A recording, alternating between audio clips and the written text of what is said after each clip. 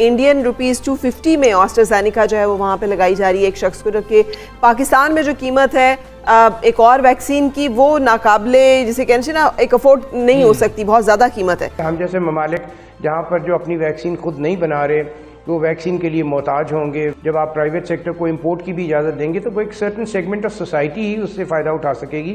जहाँ 15-20 हज़ार रुपए की वैक्सीन और घर में अगर 6 लोग हों तो कितने लोग हैं जो 1 लाख रुपए की वैक्सीन लगवा सकेंगे। बड़ी एक तादाद है जो वैक्सीनेशन लगवाना नहीं चाहती है। क्या कोई प्रोपेगेंडा चल रहा है, कोई साजिश करने की कोशिश की जा रही है कि लोगों में इतनी ज़्यादा नेगेटिविटी फैल चुकी है इसके साइड इफ़ेक्ट्स को लेकर? जय हिंद दोस्तों, a very warm welcome to Hindustan special channel. Pakistan ना तो खुद वैक्सीन बनाने के काबिल है और जो वैक्सीन बाहर से पाकिस्तान में आ रही है उसकी कीमत जानकर पाकिस्तानी मीडिया दंग रह गया है। और साथ ही पाकिस्तानी मीडिया ये भी बता रहा है कि भारत में जो वैक्सीन लग रही है उसकी कीमत बहुत ही कम है। भारत अपने नागरिकों को इतनी सस्ती वैक्सीन कैसे लगा रहा है और हमारे यहाँ कीमत इतनी ज़्यादा कैसे है? आज की वीडियो में पाकिस्तानी मीडिया चीन से आई हुई वैक्सीन के साइड इफ़ेक्ट्स भी गिनवा रहा है और साथ ही ये बता रहा है कि पाकिस्तान की जनता इसको लगवाना बिल्कुल नहीं चाहती, क्योंकि वो सोचते हैं कि इस पर भी चीनी सामान की तरह विश्वास नहीं किया जा सकता। आज की वीडियो में पाकिस्तानी मीडिया ने और क्या कहा, तो चलिए दोस्तों आज की वीडियो की तरफ चलते हैं। Thank you very much. Doctor Naushin Hamid साहब है, प्राइवेट सेक्टर कब तक जो है वो वैक्सीन रोल आउट करना शुरू कर देगा? क्योंकि कल से सोशल मीडिया पे कुछ बातें जो है वो गर्दिश कर रही हैं कि इंडियन रुपीज़ 250 में ऑस्ट्राजेनेका जो है वो वहाँ पे लगाई जा रही है एक शख्स को, जबकि पाकिस्तान में जो कीमत है एक और वैक्सीन की वो नाकाबिले जिसे कहते हैं ना एक अफोर्ड नहीं हो सकती, बहुत ज़्यादा कीमत है। तो इस हवाले से क्या सदाकत है इन खबरों में और क्या इकदाम हैं जो कि हुकूमत मजीद ले रही है कि प्राइवेट सेक्टर से भी लोगों को मिलना शुरू हो जाए वैक्सीन? देखिए, प्राइवेट सेक्टर को गवर्नमेंट जितना फैसिलिटेट कर सकती थी इन टर्म्स के जो फॉर्मेलिटीज़ होती हैं ड्रैप की या जो इंपोर्ट के लिए जितनी भी चीज़ें होती हैं उनको गवर्नमेंट ने बहुत ज़्यादा उनको फैसिलिटेट किया है। और जहाँ तक प्राइसिंग का है, प्राइसिंग के लिए एक मैकेनिज्म हम कोशिश कर रहे हैं कि बाहर से प्राइसेस वगैरह इनकी मंगवा रहे हैं ताकि उसकी रोशनी में कोई पॉलिसी बनाई जाए और कोई कैप लगाई जाए इसके ऊपर कि इस लिमिट से ज्यादा जो है वो वैक्सीन की प्राइस नहीं होगी। बिल्कुल ठीक है डॉक्टर नौशीन हामिद साहब। ये जो हम इंडिया की बात करें उसकी वजह ये है कि ऑस्ट्राजेनेका उन्होंने वहाँ से लाइसेंस लेके खुद लोकली इसको वहाँ पे मैन्युफैक्चर किया, जिसकी वजह से अगर वो इंडियन 250 रुपीज़ में लगा रहे हैं, जो कि सोशल मीडिया की इतलात हैं, जाहिर है इसके बारे में मुसद्दिका हम उस तरह से नहीं कह सकते, लेकिन इफ इट्स ट्रू तो इसका मतलब ये है कि हमें भी बहुत जल्दी अपनी इस एडवांसमेंट पे जाना होगा कि हम भी इस तरह से वैक्सीन खुद बना सकें ताकि अपने लोगों को अफोर्डेबल प्राइसेस पे दे भी सकें। दूसरा आपसे जो हम पूछना चाह रही हूँ मैं डॉक्टर महमूद, ये बताइएगा कि बाकी ममालिक ने हर्ड इम्यूनिटी की बात की, हमने देखा वैक्सीन नेशनलिज्म की बात हुई, लोगों ने भाग भाग के अपने लिए प्रोक्योर की, अपनी लोगों को लगाया और उसके बाद उन्होंने मामूलाती ज़िंदगी बहाल की। हमारे यहाँ पे बदकिस्मती से ऐसा नहीं हो सका। अगर आई भी है वैक्सीन, अब शुरू हो रही है 65 साल के जो हैं 60 साल और से ज़ायद उम्र के लोगों को अब जो है वैक्सीन लगने का आगाज़ होगा। तो हमारे लिए और हमारे जैसे ममालिक के लिए फिर क्या लायामल है जहाँ पर कि वैक्सीन भी नहीं आ रही, लोगों को अभी लग भी नहीं पा रही और ज़िंदगी ने भी वापस नॉर्मल की तरफ लौटना है? तो आप क्या प्रीएम्प्ट कर रहे हैं कि हाउ टू प्रोसीड?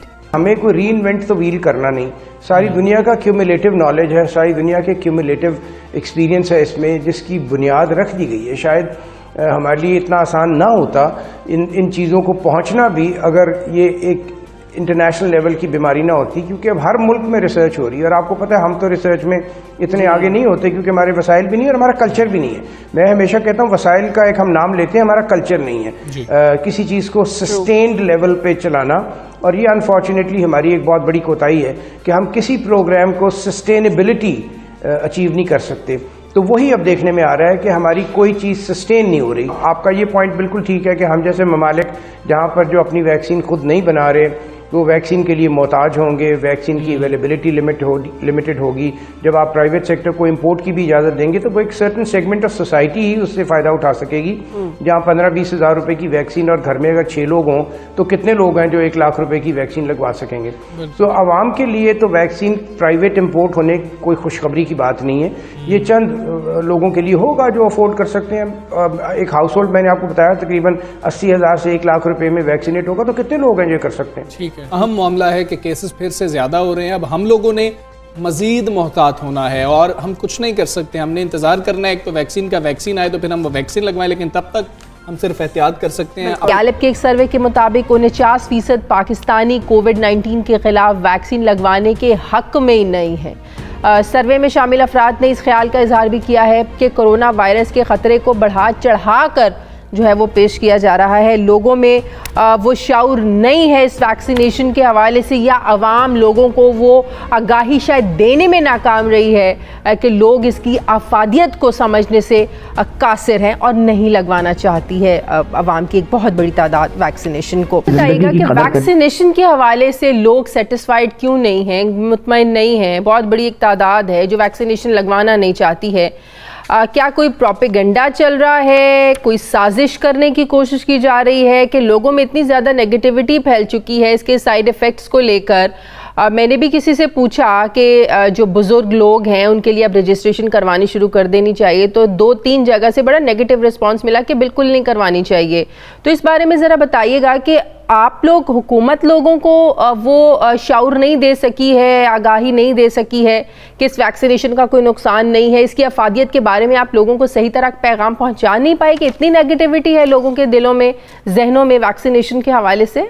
साइनोफार्मा जो इस वक्त हम अपने हेल्थ केयर वर्कर्स को लगा रहे हैं और अब हम इंशाल्लाह बुजुर्गों के लिए भी शुरू कर रहे हैं, ये Sinopharm has already been used. अमरात के अंदर जितने लोग हैं उनको साइनोफार्मा ही लगी है और आपके सामने है, वहाँ मैसिव वैक्सीनेशन हुई है और कोई ऐसा एडवर्स साइड इफ़ेक्ट्स जो हैं उस तरह सामने बिल्कुल नहीं आए।